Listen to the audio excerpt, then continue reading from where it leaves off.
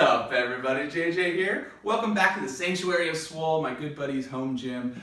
Check out the other video where we did the gym tour. Today I'm going to talk about 5 pieces of equipment that you could use if you don't have a lot of time or don't have a big budget to keep your conditioning up. Not necessarily the equipment you would use if you were focusing on strength or hypertrophy, but if you wanted to do sort of CrossFit style Metcon workouts at home.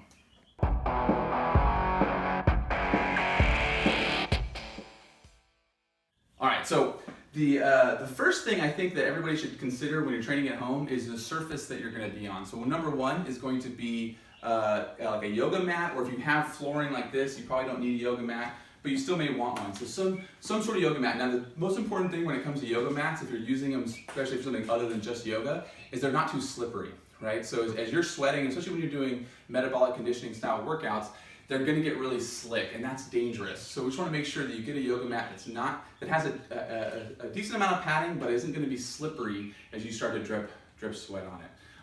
My next sort of favorite tool, it would be the jump rope, right? So we can do a lot of bodyweight stuff. I'm not including bodyweight stuff. This is an equipment list, not a workout list. But we can do a lot of stuff, especially if you can't get outside. So there's all kinds of drills you can do. This is a really good substitution for running, or we can do all kinds of exercises with the jump rope. You will need to be aware of your height. So if you only have low ceilings, the jump rope may not be a great option, but you could do jumping jacks or virtual jump rope is another option. My next thing would be the dumbbell, right? So you really only need one dumbbell. Obviously, if you can afford it or you have access, 2 dumbbells would be better, or even better would be a kettlebell. If you can get 1 or 2 kettlebells, you have a few more options. Those are hard to find. You can get them at places like Target, but they tend to be too light for what you're going to be using them for. Now, you'll notice I chose the 35. I do think most men can get away with doing some pretty good conditioning workouts at 35 pounds. If you've been doing this a long time and everything, you might try to consider getting a 45.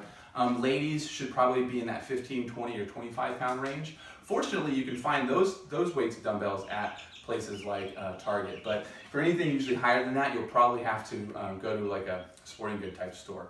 But again, just one of them. They don't have to be the rubber hex dumbbells. You can get the cheaper ones that are steel, but I like the rubber ones. They tend to just last a little bit longer and feel better in the hands. Some sort of band. Now I've got 2 different types here. These are great for a lot of things because you can get varying resistances. I would say go with the smaller one because you can always, a lot of times you can double it up. But if you get a couple different sizes, that's always a good option. But what a lot of people don't know about, these don't work great necessarily in gym environments. They tend to get beat up a little bit sooner. But for home use, you can get the rolls of the TheraBand, right? So you can order these online, but you can get very, very large rolls of this relatively inexpensively.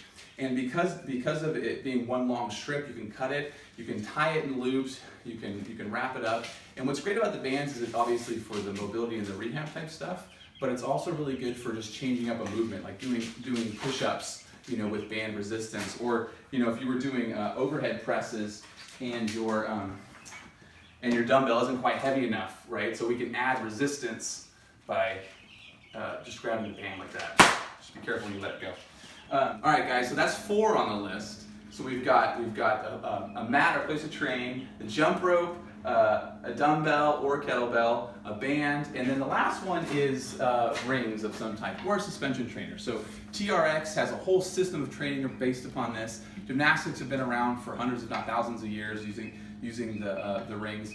Now, in another video, I'll show you guys how to make a version of this. There's probably tons of other videos of people how to do this using basically just some straps or rope and some PVC pipe. So this is another really important tool. You do not have to attach it to some sort of pull-up bar system. You can anchor it to the ceiling, wrap it over rafters if you have an open garage with rafters. You can hang it in a tree in the backyard. But this is another tool that's going to give you so many more combinations of movements, especially in the pulling domain. So working on things like pull-ups or ring rows, that's also going to help. Because one thing I do know, when people start to train a lot at home and they don't have a lot of equipment options, they tend to be very frontal plane pressing dominant, and this can cause some shoulder issues. So we want to make sure that we are doing some of these movements as well, not just pushing all the time. But that's it, guys. 5 things that if you have you could definitely stay super fit or get super fit and not get bored for weeks, if not months. Thanks a lot. Don't forget to hit like on the video, and I'll see you in the next one. Try it on.